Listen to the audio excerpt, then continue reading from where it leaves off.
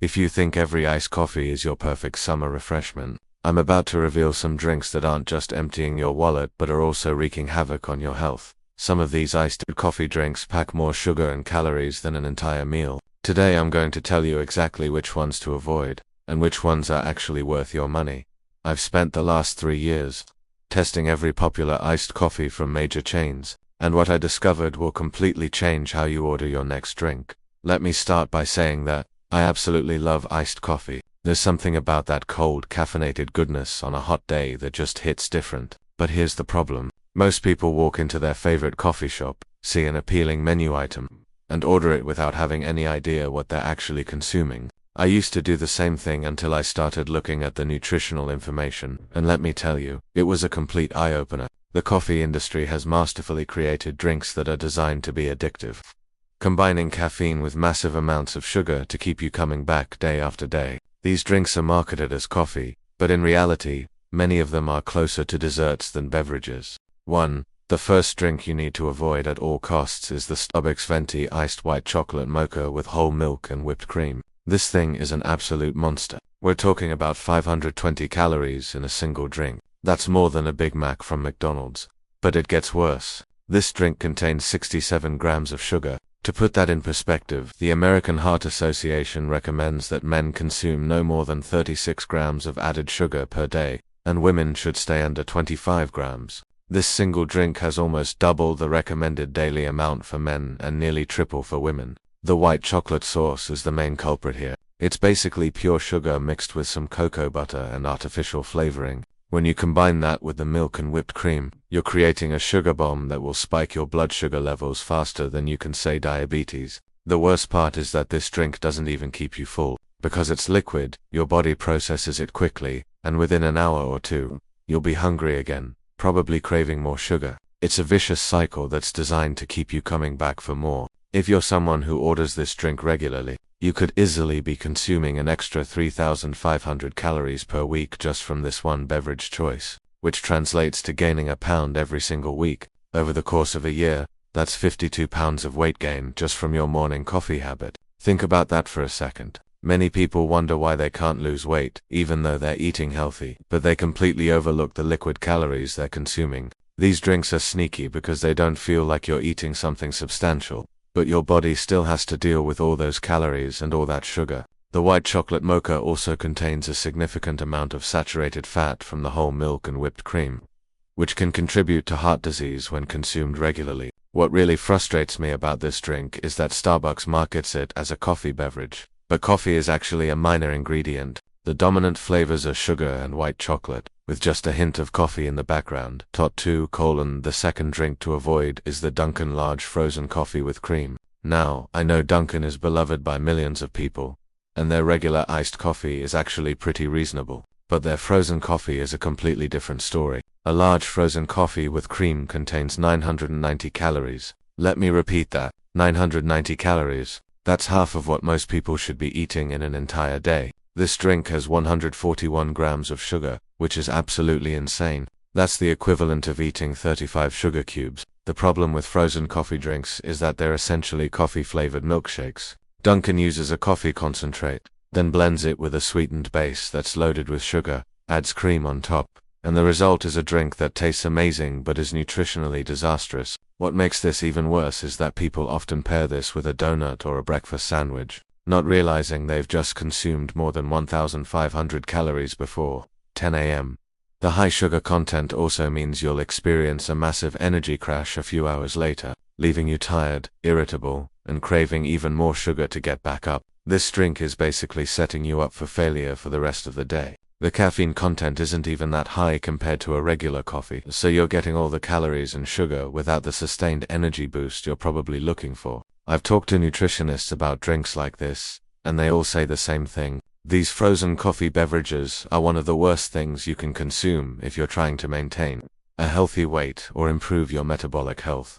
The combination of liquid sugar and fat is particularly problematic because it bypasses many of your body's natural satiety signals. When you eat solid food, your body has time to register that it's being fed and can send signals to your brain that you're full. But with liquid calories, especially ones this high in sugar, that process doesn't work properly. You can consume almost 1,000 calories and still feel hungry an hour later. The blended ice also creates a texture that makes the drink go down easily, so you're consuming it quickly without really thinking about what you're putting in your body. Many people treat these frozen drinks as a snack or a treat, not realizing they're actually consuming more calories than a full meal. 3. The third drink you should absolutely skip is the McDonald's McCafe large iced caramel macchiato. McDonald's has really stepped up their coffee game in recent years, but this particular drink is a nutritional nightmare. It contains 400 calories and 55 grams of sugar. What makes this drink particularly problematic is the caramel syrup they use.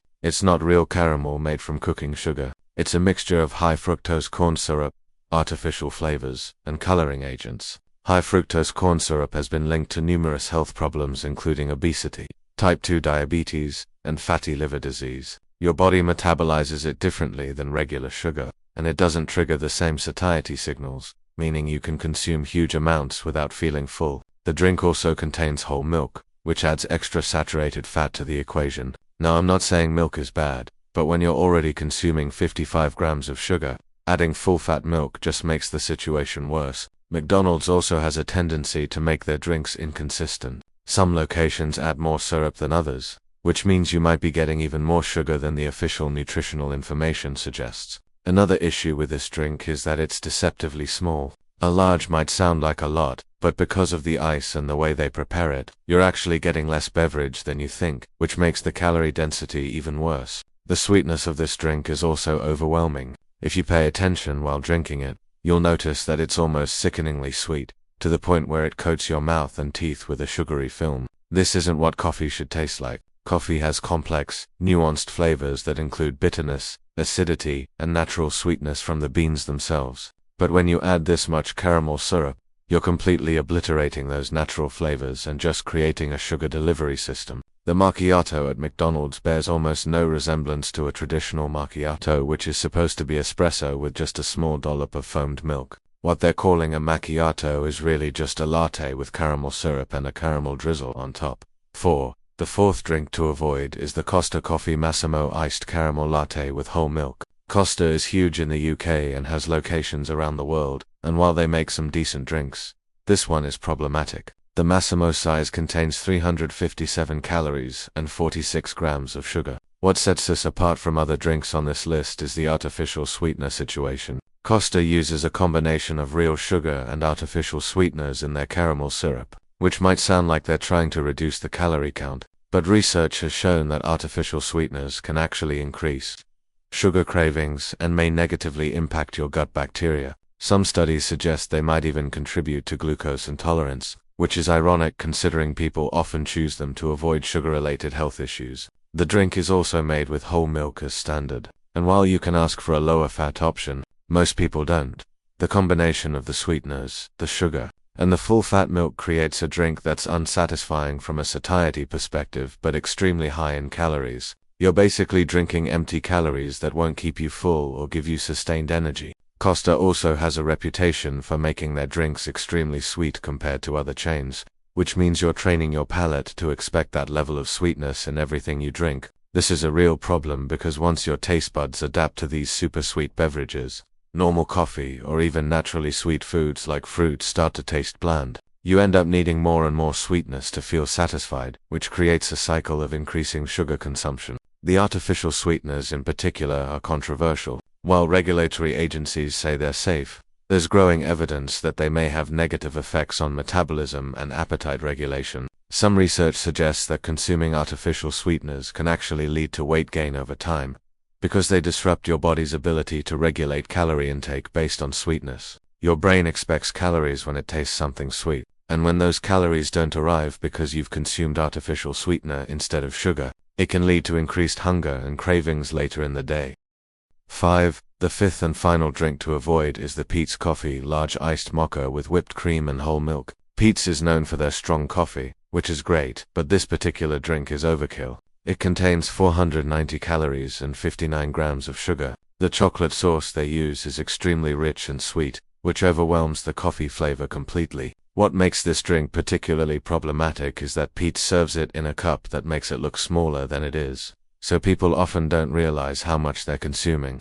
The whipped cream adds an extra 80 calories and doesn't really contribute much to the flavor experience. It's more of a textural thing that adds unnecessary fat and calories. The chocolate sauce is also made with both cocoa and sugar, creating a double whammy of calories. Because Peet's prides itself on strong coffee, they also tend to add more espresso shots, which means more caffeine. While that might sound good, too much caffeine combined with that much sugar can actually make you feel jittery and anxious rather than energized. Your body has to process both the stimulant and the massive amount of sugar simultaneously, which puts stress on your system. People who drink this regularly often report feeling wired but tired, which is a sign that your body is struggling to handle the conflicting signals it's receiving. The high caffeine content can also interfere with sleep if you drink it too late in the day, which creates another set of problems. Poor sleep leads to increased hunger hormones and decreased satiety hormones, which makes you more likely to overeat and crave sugary foods. It's a vicious cycle where your coffee habit is actually making you hungrier and more tired overall. The mocha also contains a significant amount of saturated fat from the whole milk and whipped cream, and when you combine that with the sugar, you're creating the perfect storm for metabolic dysfunction. Now, let's talk about the 3 iced coffees that are actually worth trying. These drinks manage to deliver great flavor without completely destroying your health goals. What I love about these options is that they prove you don't need sugar and artificial flavors to make a delicious iced coffee. 1. The first one worth trying is the Starbucks Grande Iced Americano with a splash of milk. This is my go-to drink when I want something cold and refreshing but don't want to blow my calorie budget. An Americano is just espresso and water, which means it has only about 15 calories in the grande size before you add milk. When you add a splash of milk, you're looking at maybe 25 to 30 calories total, which is practically nothing. The drink has no added sugar, so you're getting all the coffee flavor without any of the junk. The beauty of an Americano is that the espresso flavor really shines through. You can actually taste the coffee, which is something you can't say for most of the super sweet drinks out there. The caffeine content is also substantial, with 4 shots of espresso giving you about 300 milligrams of caffeine, which is enough to keep you alert for hours. If you find it too bitter, you can ask for a pump or 2 of sugar-free vanilla syrup, which adds flavor without adding calories. This drink is also very customizable. You can ask for extra ice if you like it really cold, or less ice if you want more beverage. You can choose any type of milk you want, whether that's whole, skim, almond, oat, or soy. The cost is also very reasonable compared to specialty drinks. You're basically paying for espresso and water, which means you're not wasting money on sugar syrups and whipped cream. What I really appreciate about the Americano is its simplicity. There's something honest about a drink that's just coffee and water. You're not being sold on fancy marketing or complicated flavor combinations. You're just getting good coffee made properly. The Americano also has a long history in coffee culture, originating during World War II when American soldiers in Italy would dilute espresso with hot water to make it more similar to the drip coffee they were used to back home. Today it's become a staple drink for coffee lovers who want to taste the quality of the espresso without any interference from milk or sugar. The second drink worth trying is the Dunkin medium iced coffee with skim milk and no sugar. I know what you're thinking. Dunkin just made the avoid list, so how is their iced coffee on the good list? The difference is in how you order it. When you get a regular iced coffee and customize it properly, it's actually a great option. A medium iced coffee with skim milk and no added sugar has only about 25 calories. Dunkin brews their iced coffee as a concentrate, which means it's stronger and more flavorful than regular coffee that's been cooled down. This method preserves the coffee's natural flavors and gives a drink that actually tastes like coffee rather than sugar water. The key is to specifically ask for no sugar or liquid cane sugar, because by default, Dunkin adds sweetener to their iced coffee. Once you get used to drinking it without added sugar, you'll actually start to appreciate the natural flavors of the coffee itself. If you absolutely need some sweetness, you can bring your own stevia or monk fruit sweetener, which won't add calories but will give you that sweet taste you're craving. The caffeine content is solid, giving you a nice energy boost without the crash that comes from sugar-loaded drinks. This drink is also incredibly affordable, making it a great option if you're on a budget but still want your daily iced coffee fix. What makes Dunkin iced coffee special is their brewing method. They cold brew a concentrated coffee overnight, which gives it a smooth, less acidic flavor profile. This is different from just brewing hot coffee and cooling it down, which can taste stale and bitter. The concentrate method means you're getting a fresher tasting product that's been specifically designed to be served cold. Many people don't realize that Dunkin actually has some of the best iced coffee in the fast food coffee game, but it gets overlooked because people are drawn to the flashier, sweeter options on the menu. When you order it properly without the added sugar, you can really taste the quality of the coffee. The skim milk adds just enough creaminess to take the edge off the bitterness without adding significant calories, and it creates a nice color that makes the drink visually appealing. 3: The third and final drink worth trying is a simple iced cold brew from pretty much any coffee shop. Served black or with a small amount of cream, cold brew has become incredibly popular in recent years, and for good reason. The cold brewing process extracts different flavor compounds from the coffee beans than hot brewing does, resulting in a smoother, less acidic drink. A grande or medium cold brew has only about 5 calories if you drink it black, or around 30 to 40 calories if you add a splash of cream. The beauty of cold brew is its naturally sweet flavor profile. Because it's less acidic, it doesn't have that harsh bitterness that makes people want to add sugar. Many people who can't stand black hot coffee find that they actually enjoy black cold brew. The caffeine content is also typically higher than regular iced coffee because the brewing process uses more coffee grounds. This means you get a stronger energy boost that lasts longer. Cold brew is also very forgiving if you're not a coffee expert. It's hard to mess up, and most coffee shops do a decent job with it. You can find good cold brew at Starbucks, Dunkin, local coffee shops, and even make it at home very easily. If you want to make it yourself, all you need is coarsely ground coffee and water. Mix them together in a jar, let it sit in the fridge for 12 to 24 hours, strain it, and you've got cold brew concentrate that will last you all week. The cold brewing process is actually quite fascinating from a chemical perspective. When you brew coffee with hot water, you extract bitter compounds called tannins very quickly, but with cold water, these compounds extract much more slowly, which means you can leave the coffee steeping for a long time without it becoming overly bitter. What you get instead is a concentration of the sweeter, more chocolatey notes in the coffee, along with the caffeine. This creates a drink that's naturally more pleasant to drink without any additions. Cold brew also has a thicker, more syrupy consistency compared to regular iced coffee, which makes it feel more substantial and satisfying. The reason these 3 drinks work so well is that they focus on the actual coffee flavor rather than masking it with sugar and artificial ingredients. They give you the caffeine boost you're looking for. They're refreshing and cold, and they won't derail your health goals. When you drink coffee this way, you're also training your palate to appreciate real coffee flavor rather than just consuming what is essentially a dessert in a cup. Over time, those super sweet drinks will start to taste too sweet, and you'll actually prefer these simpler options. Your body will also thank you. Without the massive sugar spikes and crashes, you'll have more stable energy throughout the day. You'll save money because these drinks are cheaper. You'll consume fewer empty calories, which means you can use those calories on actual food that will fill you up and provide nutrients. The bottom line is that iced coffee can absolutely be part of a healthy lifestyle, but you need to be smart about what you're ordering. Read the nutritional information, ask questions, customize your drinks, and remember that just because something is marketed as coffee doesn't mean it's actually good for you.